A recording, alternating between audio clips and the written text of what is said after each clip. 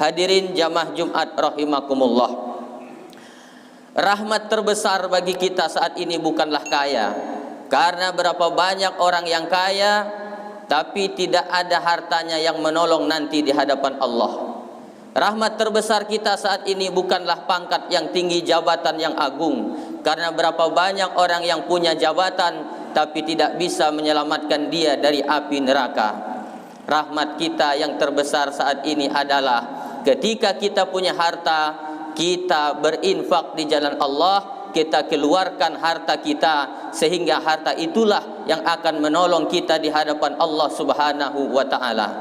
Ada orang berkata bahwa harta tidak akan dibawa mati, padahal justru harta itu bisa dibawa mati. Caranya adalah dengan kita infakkan di jalan Allah Subhanahu wa ta'ala. Kita sumbangkan untuk masjid, kita bantu pondok pesantren, kita dirikan pondok tahfiz Al-Quran. Maka meskipun kita sudah mati, kita tetap mendapatkan kucuran pahala dari orang-orang yang mengamalkan, orang yang baca Quran, orang yang sholat, orang yang iktikaf, orang yang ngaji di masjid ini. Maka meskipun kita telah meninggal dunia, akan terus mengalir pahalanya. Inilah yang disabdakan oleh Nabi dalam hadis riwayat Muslim. Idza matal insan, kalau mati manusia, in qata'a amaluhu, putus seluruh amalnya. Putus dimaksud di sini adalah bahwa orang kalau sudah mati putus, tidak bisa beramal. Kita yang rajin sholat ke masjid, begitu mati tidak ada kita yang sudah mati ke masjid. Orang yang waktu hidup rajin sholat, begitu mati tidak ada orang yang sudah mati sholat. Orang yang ketika hidup rajin baca Quran, begitu mati tidak ada orang yang sudah mati baca Al-Quran. Maka putus seluruh amalnya, tidak ada lagi dia bisa menambah amalnya yang lain. Tetapi kata Nabi, illa min salasin, kecuali ada 3 perkara yang kalau dia lakukan ketika dia masih hidup, walaupun dia sudah mati, akan terus mengalir pahalanya. Yang pertama kata Nabi adalah amalin jariyatin, yaitu adalah amal jariah. Bentuk dari amal jariah ini adalah membangun, membantu suatu tempat yang fungsinya adalah untuk kemaslahatan, kepentingan orang banyak. Inilah merupakan rahmat Allah. Rahmat Allah, masjid sedang dibangun, berarti Allah sedang memberikan kesempatan kepada kita untuk beramal.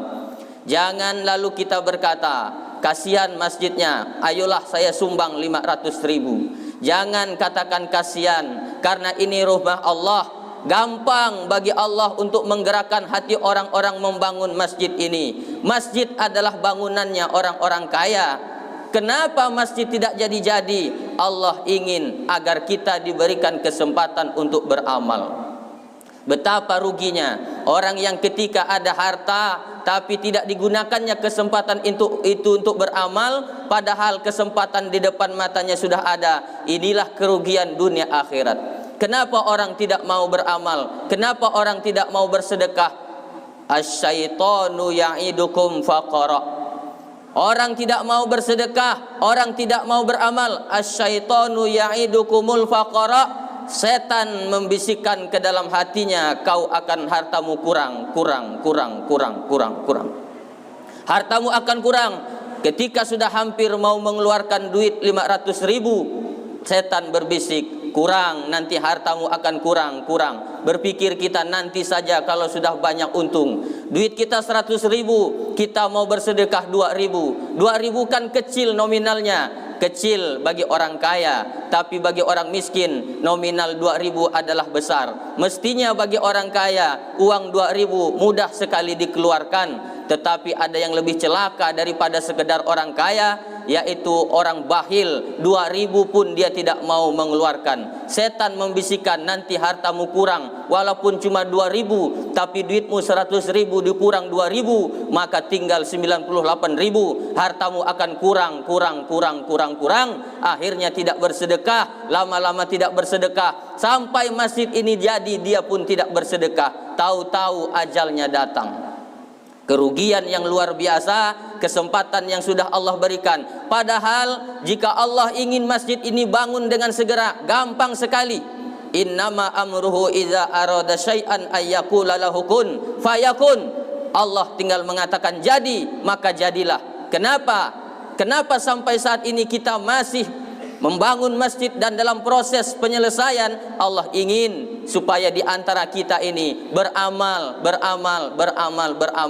yang kalaupun sudah mati akan terus mengalir pahalanya, yaitu adalah amal jariah. Sekarang beramal harus cerdas.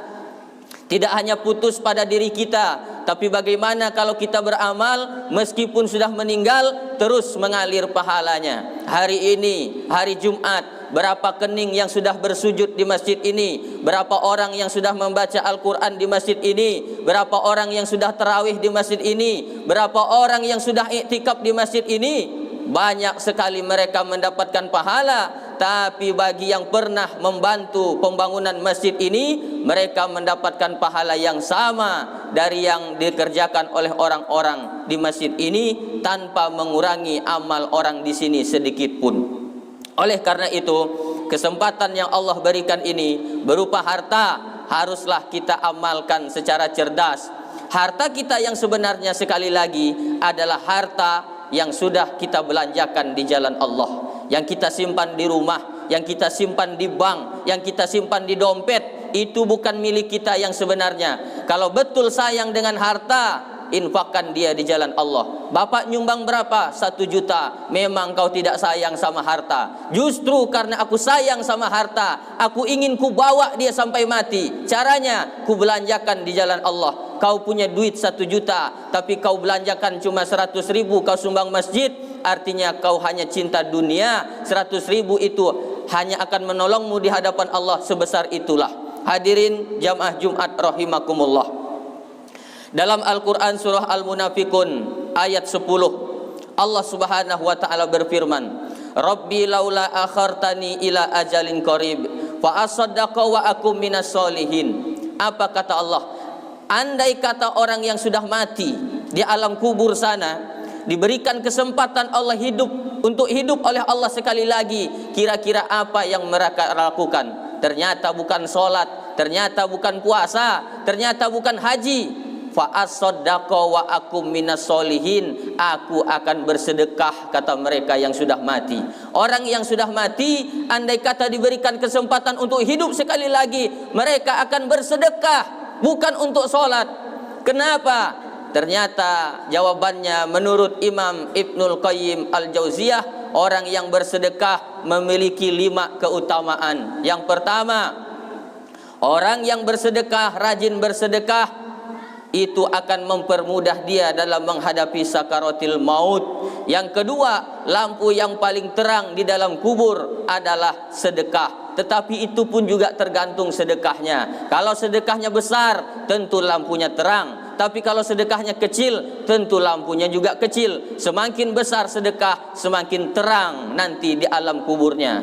Yang ketiga, orang yang rajin bersedekah akan dimudahkan dalam hisab di akhirat. Yang keempat, orang yang rajin bersedekah, pintu surga khusus untuk dia namanya as-sakhoyah. Yang kelima, orang yang rajin bersedekah adalah bukti bahwa amalnya diterima oleh Allah Subhanahu wa ta'ala.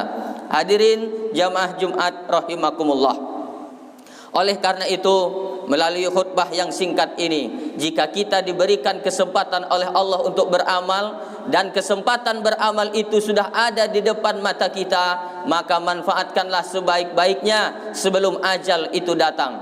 Jangan asal punya harta beli tanah, kalau punya harta beli rumah, kalau punya harta beli motor. Bukan salah, tapi jangan lupa persiapan untuk kehidupan kita yang lebih abadi dan lebih kekal dan lama dan selamanya, itulah akhirat. Kita infakkan harta kita di jalan Allah. Kalau duit hanya disimpan, simpan, tahu-tahu besok lusa mati, sesungguhnya simpanan itu akan digunakan oleh istri kita. Begitu juga kalau seorang istri punya duit, simpan, mati tidak pernah bersedekah, maka yang akan menggunakannya adalah suaminya. Oleh karena itu, harta yang kita infakkan di jalan Allah, itulah yang akan menolong kita di hadapan Allah Subhanahu wa ta'ala. Maka oleh karena itu, maka bersedekah ini merupakan bukti bahwa amal kita diterima oleh Allah Subhanahu wa taala. Bahkan Allah memberikan pernyataan dalam Al-Qur'an, memakmurkan masjid rumah Allah ini merupakan taruhan iman. Surah At-Taubah ayat 18, innallaha innama ya'muru masajidallah man amana billahi wal yaumil akhir. Hanya orang yang beriman kepada Allah dan hari akhir saja yang memakmurkan masjid Allah. Hanya, tidak ada orang lain. Innama, hanya yang memakmurkan masjid Allah ialah mereka yang beriman kepada Allah. Bagaimana cara memakmurkannya? Dua caranya. Yang pertama, memakmurkan rumah Allah, masjid Allah adalah dengan membangun rumah Allah. Jaminan dari Nabi, man bana masjidan, hadis riwayat Bukhari, man bana masjidan, siapa yang membangun masjid, banallahu mislahu baitan fil jannah, Allah akan bangunkan baginya nanti rumah di surga. Yang kedua, cara memakmurkan masjid Allah adalah dengan memakmurkan masjid Allah ini. Terus terang saja, kalau membangun masjid, insya Allah walaupun orang tidak sholat tetap mau juga dia bangun masjid.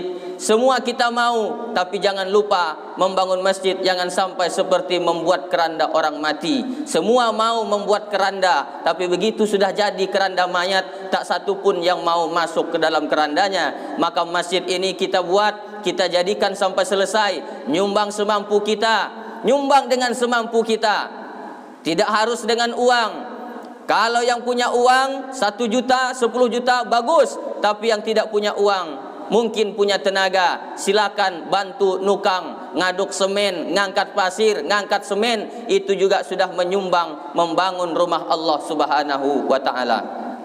Hadirin jamaah Jumat rahimakumullah, sekali lagi, jika diberikan kesempatan oleh Allah, gunakanlah kesempatan itu. Jangan sampai kita tidak beramal jariah. Setelah kita mati, tidak ada yang kita tunggu kecuali adalah amal jariah yang pernah kita lakukan ketika masih hidup. Yang kedua, yang akan terus mengalir pahalanya meskipun kita sudah meninggal dunia, yaitu adalah au ilmin yuntafa'u bihi, ilmu yang bermanfaat. Kita pernah mengajarkan baca Quran kepada orang, pernah membacakan Fatihah, sudah mengajarkan kebaikan, maka dapat pahala yang sama dari orang yang mengamalkannya. Yang ketiga, awaladun soleh yada'ulahu, doa anak yang soleh kepada kedua orang tuanya. Mungkin kita anak tidak punya, ilmu juga tidak punya, tapi harta kita punya. Kita gunakanlah harta itu untuk menolong agama Allah, membangun masjid, pondok pesantren, panti asuhan, pondok tahfiz, dan lain seterusnya. Itulah nanti yang akan menolong kita di hadapan Allah. Dan nanti di akhirat, dalam hadis riwayat Muslim, semua orang akan bernaung, akan berlindung di bawah sodakohnya. Matahari didekatkan oleh Allah di atas kepala kita. Saat ini saja jarak bumi dengan matahari adalah 150 juta kilometer. Itu panasnya sudah luar biasa. Tapi nanti di akhirat, matahari di atas kepala kita, sedepak dekatnya luar biasa, tentu panasnya pun luar biasa. Tetapi kata Nabi, orang nanti akan berlindung di bawah sedekahnya. Mereka akan tenang, mereka akan bahagia, mereka akan tersenyum. Semakin besar sedekahnya, semakin tebal payung yang akan melindungi dia di akhirat nanti. Oleh karena itu, jangan terlalu kita hiraukan bisikan setan, asyaitonu ya'idukumul faqara, yang membisikkan nanti kau miskin, kau miskin, kau miskin, nanti hartamu akan kurang.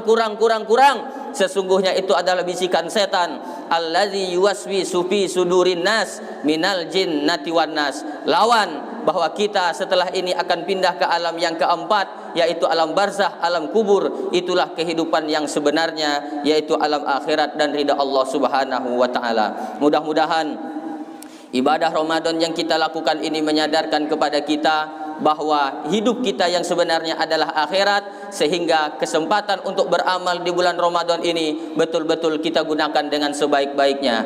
Apa kata Nabi? Afdhalus shadaqah shadaqah fi syahri Ramadan. Sebaik-baik sedekah adalah sedekah di bulan suci Ramadan. Jangan sampai menyesal setelah mati karena tidak ada amal jariah yang pernah kita lakukan. Mudah-mudahan bagi yang sudah menyumbang dilipat gandakan oleh Allah rezekinya, dibahagiakan keluarganya, diberikan kesehatan badan jasmani dan rohani, bisa meningkatkan ibadahnya, sehingga selamatlah kita fid dunya hasanah wa fil akhirati hasanah. Barakallahu li wa lakum fil Qur'anil azim wa nafa'ani wa iyyakum bima fihi minal ayati wa zikril hakim wa taqabbalallahu minna wa minkum tilawatahu innahu huwas samiul alim. Aqulu qawli hadza fastaghfiruhu innahu huwal ghafurur rahim.